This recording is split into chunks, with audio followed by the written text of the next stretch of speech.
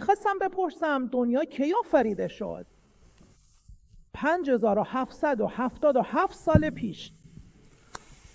خب ولی پژوهشگران چیز دیگه ای میگن.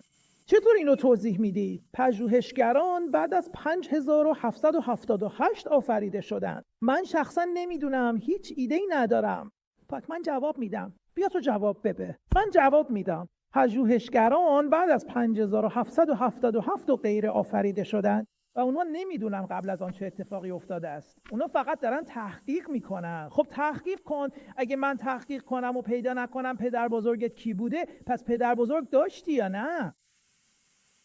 اگه فهمیده باشم پدر بزرگت همون آقای دویچه، پس چطور ممکنه؟ یعنی نمیدونی پدر بزرگت کیه؟ میدانم. اگر میدانی و اسمش دویچه است، من. خب پس کل تحقیقات من چه ارزشی دارد؟ جوابی نگرفتم. نفهمیدی؟ نه اینکه نگرفتی. فهمیدم. یه بار دیگه تکرار میکنم. محقق دو امکان دارد، یا جواب پیدا میکنه یا جواب پیدا نمیکنه. اما این امکان هم هست که جواب درست پیدا کند و میتونه جواب نادرست هم پیدا کند. درسته؟ اشه. حالا تو میای یا میگی که یه مدرک داری و در مدرک نوشته شده که پدرت اسمش یوسف بوده و پدر او اسمش موشه بوده و پدر او اسمش لویی بوده و پدر او اسمش دانیال بوده. درسته؟ این چیزی است که تو میدانی و مدارک داری. اما ناگهان یکی میآید و میگه بیخیال مدارک. من پژوهشگرم. این شغل منه. من پژوهشگرم. من تحقیق میکنم و تا 2 هفته دیگه به جواب میدم.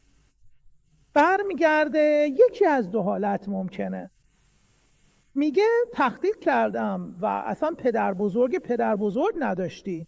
اصلا نداشتی. پس من چطور به دنیا اومدم؟ نمیدونم. طبق تحقیقی که من انجام دادم تو پدر بزرگ نداشتی. پس میگی من اصلا شروعی نداشتم. یعنی چی؟ پس چطور من اینجا هستم؟ میگه آقا این چیزی بود که توی تحقیق در اومد. با تحقیق نمیشه بحث کرد. تو من تحقیق کردم. اینو قبول داری؟ نه. عالی. جواب دومی که میتونه بده. تحقیق کردم و پدر بزرگت که تو میگی اسمش دانیل بوده، اسمش دویچ بوده. و تو بهش میگی من مدرک دارم، ببین اینا رو گرفتم نسل به نسل این، و حتی توی اداره ثبت هم نوشته شده این میگه فایده نداره، ولی منم که محققم، یادت رفت؟ و من تحقیق کردم و پدر بزرگت هم همون دویچه سرت و کلاه گذاشتن. تو چی میگی؟ جواب محقق رو قبول داری؟ چرا که نه؟ شاید واقعا تصمیم گرفته اسمش دویچ باشه. دوباره برگرد. دوباره انجام بگم؟ آره. تو کاملا از پدر و از پدر بزرگت که دیدیش میدونی که اونا میگن اسم پدرش و پدرش همین بوده. درسته؟ و تو توی کل خانواده میدونی و حتی عکس هم هست. عکس ها همه چی نشون میده که اسم پدر بزرگ دانیل بوده. و حالا محقق میاد و تحقیق میکنه، میگه من ابزار تحقیق دارم چون من محققم و تحقیق کردم و پدر بزرگت اصلا اسمش دویچ بوده، نه دانیل و نه هیچ چیز دیگه. حالا تو در مقابل این تحقیق که واقعیتی رو که تو پدرت و پدر بزرگت که زندگی کردن و پدر بزرگ رو میشناختن و ازش به دنیا اومدن انکار میکنه، چی کار میکنی؟ و اون میگه نه دویچ. تو چی میدی؟ من اخلاق ندارم. شاید درست باشه. از شاید واقعا حتی پدرت هم پدرت نباشه. نمیشه فهمید. درسته. پس چطور میتونی بدونی که محقق واقعا میدونه؟ محقق بررسی میکنه. خب پس ما هم بررسی میکنیم. چی گفته داده هایی که در اختیارش بوده درست بودن؟ چی گفته که هدف خاصی نداره؟ چی خیلی چیزا رو گفته؟ آخه 70% از همه تحقیقات علمی دروغین و جعلی هستن. فیک. میبینی؟ نمیشه فهمید. همینطور که من نمیدونم که نشنیدن. ما یه قاعده داریم. بری و شم قاعده چیه میدونی؟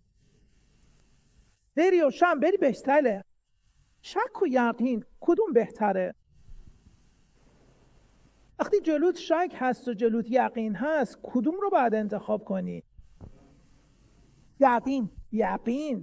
خب حالا تو مدرکایی داری که به جدت میگفتن دانیال و شک داری که آیا پژوهشگر درست میگه یا نه. کدوم بهتره؟ حقایق. تموم شد. حالا ما یه سند داریم از 5700 سال پیش که دنیا رو خداوند متعال آفریده. در آغاز خدا آسمان و زمین آفرید. او اولین انسان آفرید. ما میدونیم که او چه کسی را به دنیا آورد. او قابیل هابیل رو به دنیا آورد. او دوقلوها رو با آنها به دنیا آورد، بعد شت رو، بعد همینطور دنیا ادامه پیدا کرد نسل به نسل. ولی درباره دوقلوها هیچ چیزی نوشته نشده. نوشته شده تو بلد نیستی بخونی. نوشته نشده تو نمیدونی. خب حالا گوش کن. بعد از اینکه همه اینا نوشته شده ما یک جدول داریم که چه کسی به دنیا اومده، کی مرده، در چه سنی و همینطور تا امروز. یه سند مکتوب. کتاب تواریخ فصل اول رو باز کن، اونجا بخوان. تمام زنجیره نسل‌ها. کتابی هست به نام زنجیره نسل‌ها که میتونم به تو نشون بدم از آدم اول هر انسانی در آفرینش کجا بوده، در چه دوره‌ای و چه کسی در زمان او بوده و او چه کرده، چه گفته، چه کسانی دربارش گفتن، چه به او گفتن، چه مکاتباتی با او داشتن و همه چیز نزد ما در یهودیت ثبت و مستند شده است. ما تنها کسانی هستیم که این سند را نگه داشته ایم و مسیحیت و اسلام و دیگران بر اساس سند ما پیش میرن و پژوهشگران هم طبق سند ما تحقیق میکنن. اما آخرش چی میگن؟ پیدا نکردن. خب اگر پیدا نکردی یعنی نبوده؟ ای احمق. اما اسناد وجود دارد. قم میگی؟ اوکی مرسی. صبر کن یه سوال دیگه، 2 تا دیگه. خداوند جهان را آفرید. درسته. اوکی چه کسی خدا را آفرید؟ چنین واقعیتی وجود نداره که. چطور به وجود آمد؟ شنیدم. آفریننده جهان خود واقعیت است. تنها یگانه وجودی که هست. هیچ چیز دیگری وجود ندارد که واقعیت نامیده شود. هم تو هم من خیال هستیم. یعنی امروز اینجاییم، فردا اینجا نیستیم. ما قبلا نبودیم و بعداً هم نخواهیم بود. ما خودمون رو نیافتریدیم و معمولاً خودمون رو نمی‌کشیم. یعنی کسی هست که همه داده هایی که در ما وجود دارد رو در ما قرار داده و ما رو به صورت خداوند آفریده و ما اینجا هستیم. به جز بخش روحانی وجودمون.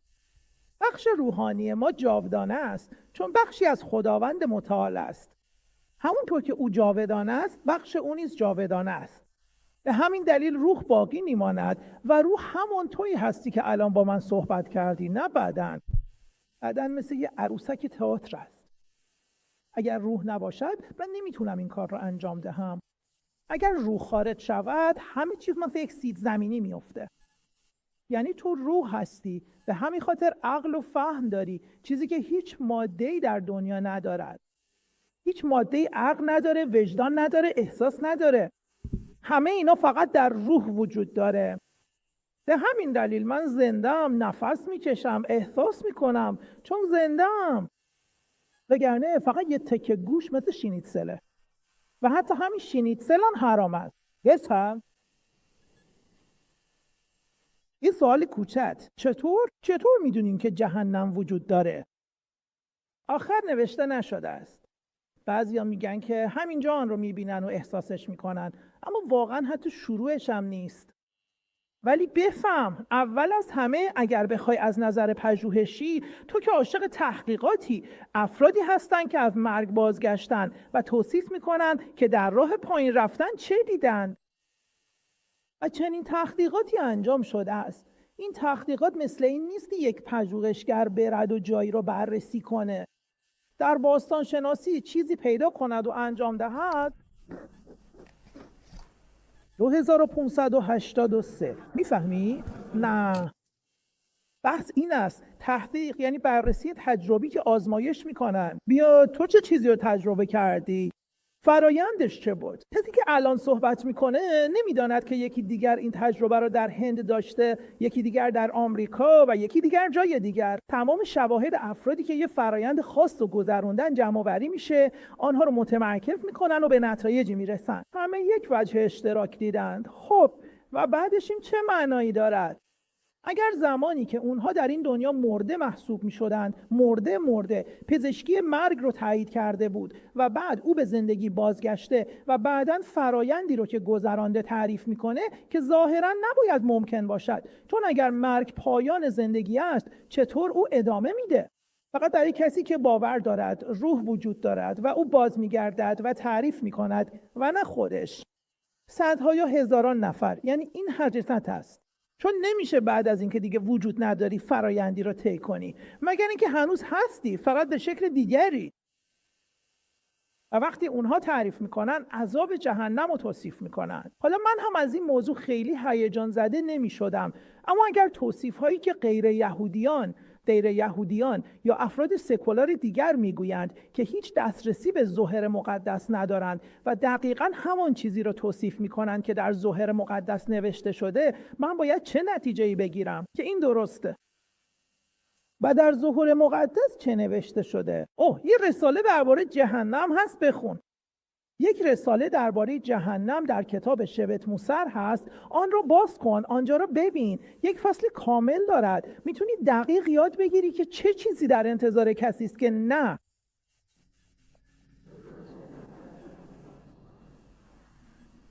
باشه، ممنون. خدا حفظت کنه بابا.